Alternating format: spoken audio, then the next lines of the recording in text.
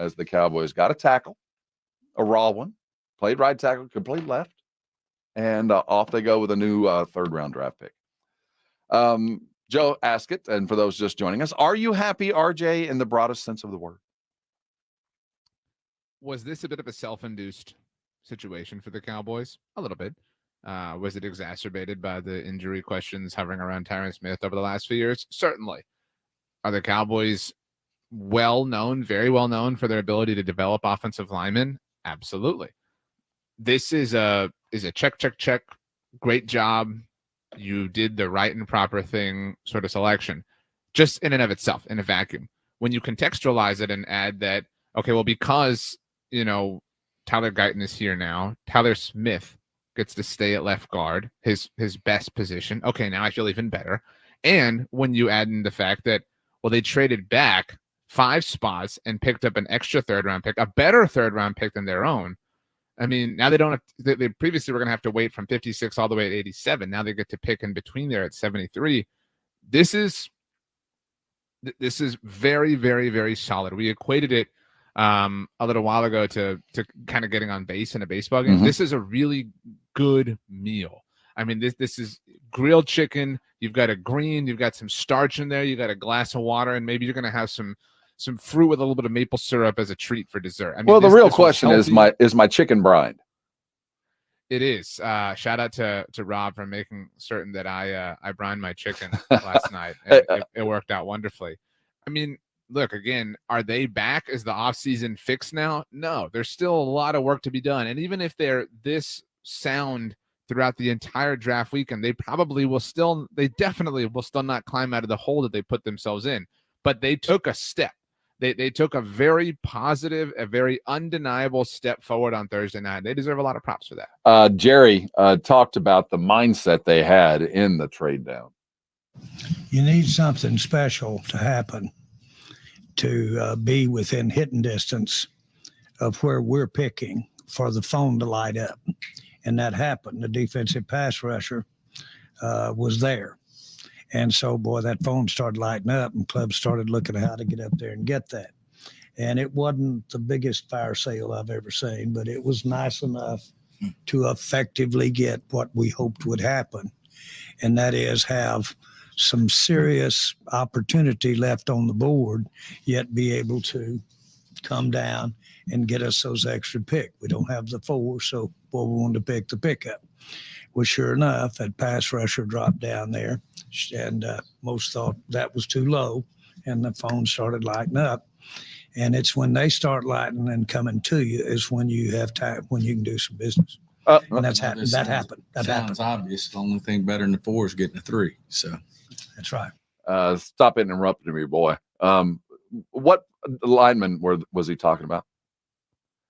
So the Cowboys had eyes on, or reportedly had eyes on Graham Barton. Oh, yeah. The Duke interior lineman that went to Tampa Bay at pick 26. But what was the pass rusher he was talking about that was affecting, Darius people? Robinson. Oh, it was Robinson. Darius Robinson, yeah. So, I mean, and that's the reality is you're going to, and you got to get used to this, like, throughout the weekend. There's going to be players who you really like that are going to go somewhere else.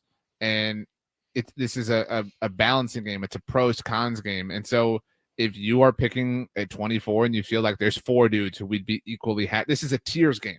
There's 4 dudes in this tier right now, and we'd be happy with any one of them. Detroit's calling. They want us to go back 5 spots. Can we chance it? Can we go back 5 spots and hope that one of these 4 is there?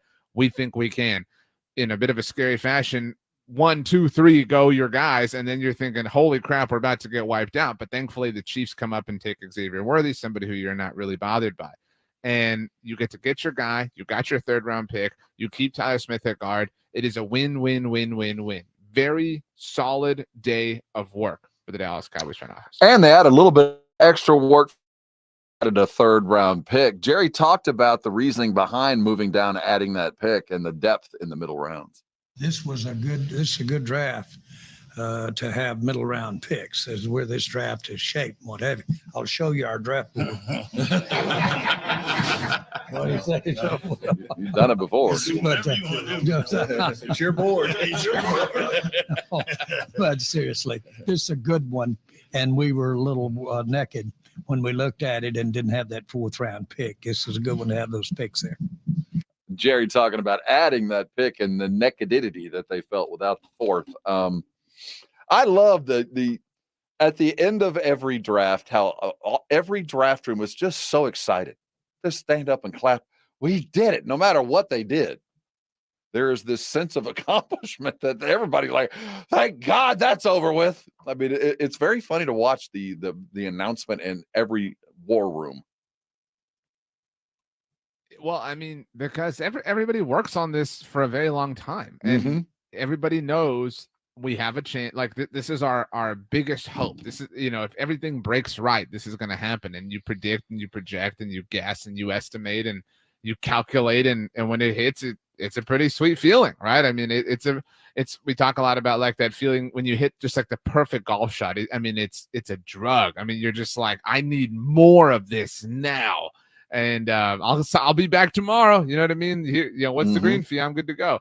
And so it is the season of perpetual hope. And that's why it was such a bummer to kind of come into it as a Cowboys fan and feel like, golly, they've just really made this difficult. All right. And they did, but they took a step in the right direction. Let's talk about where the Cowboys do truly sit as they go into the second and third round tonight. As the draft was getting started, we found out that yet another wide receiver got paid. So the dollar values for the recent 2 signings probably brought up CD to the $32 million range, judging by what AJ Brown just got. Yeah, I mean, CD's gonna get paid. This is just a guess. This is my own brain. I'm thinking we're probably going to end up somewhere around 35. I mean, especially if they wait and let Jamar or Justin Jefferson or whoever get done before them. And that was preventable and avoidable. But hey, what the leaves are falling, as Jerry wanted to see. They're falling all over the place. Jerry Jones directly challenged the wide receiver market to rise. And in the 3 days after, 2 receivers got paid. I mean, here he says this isn't hard. Like this is just math at some point. Well, it isn't hard. It isn't math. And Jerry evidently isn't even thinking about it. Yeah, I haven't had time to think about them in terms of, I saw the same ones you saw today with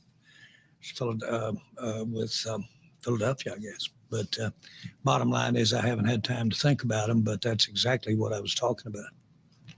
That especially in those receivers now, nobody was moving too fast to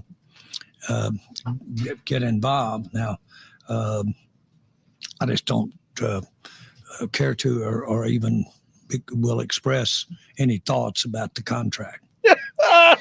I will think about that tomorrow. Contract.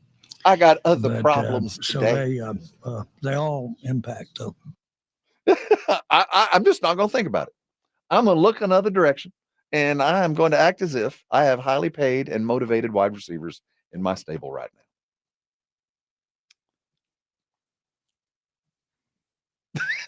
We don't want to divert attention from what was a pretty good day. Now let's focus on today. I can tell you this: we'll be rolling up our sleeves and going to work. But we ain't going to think about it right now. Well, okay, so I said it yesterday. I don't believe the Cowboys should or will draft a running back in the second round. They added a third rounder. How much do you think that affects the flow of the draft now? What do you think they're going to do, and what would you do? I think today you have to come away with some linebacker help. Mm-hmm. You want to draft Edge Cooper? Let's go. Let's party. You know what I mean? You want to spend 56 right there? I'm super down. And that's the 56 pick. That's the next pick that they have. That's the second round pick, right? And then cool, high five, celebrate, but you're back on the clock soon because you were super smart on Thursday. On Thursday night. I'm so inclined.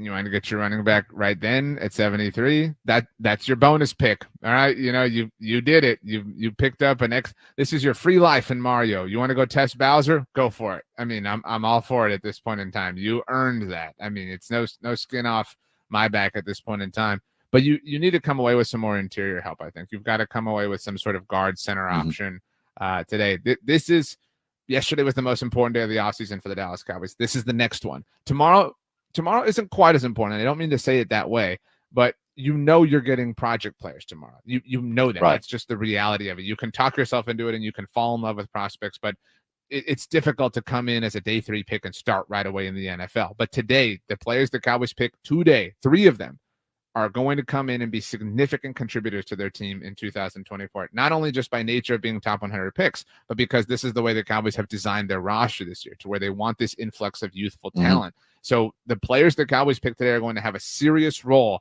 on the team this season, and therefore you can't afford to get too cute with it, which is why, again, if you want a running back, then so be it, but you've got to make sure to get some elite talent like Edge Cooper or somebody in the first. We're talking interior lineman, edge rush help, and running back help, primary needs that in your mind should be addressed tonight.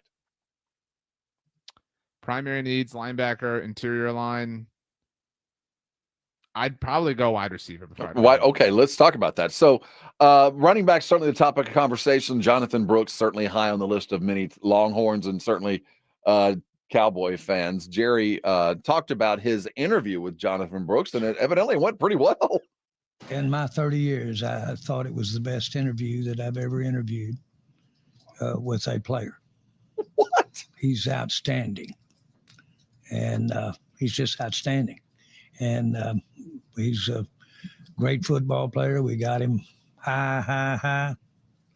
And he's a good player. What did Jonathan Brooks do? Well, I got it in here. I don't know what they're laughing at, but I honestly, RJ, that's either a massive amount of puffery, a massive amount of blow this guy up in case somebody really wants him, they'll go get him and allow me to go get what I want. Or Jerry is all in, man. We should expect it to happen sooner than later. Well, I'm more inclined to believe it's the former. I'm more inclined to believe that, Jerry said, give me something to play around with here, right, please. And they said, dude, just go talk about Jonathan Brooks. The greatest interview you've ever had? Yeah. Or they said, say whatever you want. Like, just whatever comes to mind, because, we're not. And I do find it interesting if I now allow myself to if I lean towards the Homer side of the spectrum. Yesterday, we talked about Jane Slater's report about things that could happen and whatever. And in it, she mentioned that the biggest fear, biggest concern for the Cowboys was Philadelphia trading up to jump them for Jonathan Brooks. Why would that be a fear in general? Why would the Eagles be interested in Jonathan Brooks, having just signed Saquon Barkley in free agency? That's the most obvious. This horse feels kind of hollow. You know what I mean? That's the biggest alarm for me. Because to throw out the Eagles specifically, it's like, hey, God, we would really hate it if somebody traded in front of us and drafted Jonathan. It would bother us so much. We really like him. Who drafts right in front of the Cowboys at 55? At 55. Not that it really plays into it. It should be the Texans. Let me see. So at 55, we've got. 1 second here. You caught me off guard. I didn't mean to catch you off guard. And as I'm surprised you don't know the whole draft order. The running back conversation continues. Jerry was asked who they 55. I'm sorry, is the Dolphins. Okay, so I'm not sure they're chasing anything near what the Cowboys are chasing. Though there is a guy that the Cowboys know. Jerry talked about meeting with Zeke. We spent a lot of time with Zeke yesterday. Stephen did. Yeah. And then we had some. We had a good visit with him. We just bumped into one another. Bumped in last night with the visit a little bit. He visited. You're too good a mood, man. The draft visit when we had our annual scouting meeting. He came in and joined us all, and his agent, and we thoroughly browbeat him. But seriously, we did see a lot of Zeke yesterday. But it was a combination of being over at D's and our whole group over there. He's going to be a Cowboy in 3 days. Zeke will be a Cowboy by Wednesday. It wasn't in that clip, but Steven mentioned that they bumped into Zeke and Rocky, who is Zeke's agent, who owns them. and he said, "I'm not joking. I don't know if we have. We have it. This is Steven okay, talking this about one, running right. into Zeke and Rocky. Well, Zeke's, as we all know, is one of our favorites. Yes. I mean, he's laid it on the line for this franchise. Cook, He's an good ultimate man. competitor. He Keeps a neat He's room. a guy that we obviously think a lot of. And it was good to run into him and Rocky. And, we just had a little beer and moved on. We don't have any issue. He's laid it on the line for the Dallas Cowboys, and the Dallas Cowboys have laid it on the line for Zeke. Oh my! This is one that you can smile when you see each other. Yeah, he's gonna be a Cowboy soon. I love it when Jerry recognizes the fact. Yeah, he took me to the cleaners on a couple of them. We've laid it on the line for him. That's for sure. What a weird, we had some beer. What? He's going to be a Cowboy by Wednesday. It's a done deal. Hey, we're just the beginning of a full sporting day. The Blitz is just a couple of hours away. Expect Tyler Guyton and many other surprises. RJ, thanks for everything. Have yourself a phenomenal weekend. Follow that draft. It gets started today at 5. We'll see you again on Monday. This is the Morning Huddle with Rob and RJ. Okay, Kipper, rise and shine. Morning 6 to 10, KTFM Floresville, and everywhere at sasportstar.com. Jason Minix here from the Blitz with the NBA playoffs here. You want to get in on the action and have fun watching the games the way I do? Make sure you download the Underdog Fantasy app and start playing their pick'em game, where you pick between 2 and 5 players to build a pick'em entry. Select higher or lower on player stats. If your picks hit, you could win up to 100 times your money. Endless projections to choose from. You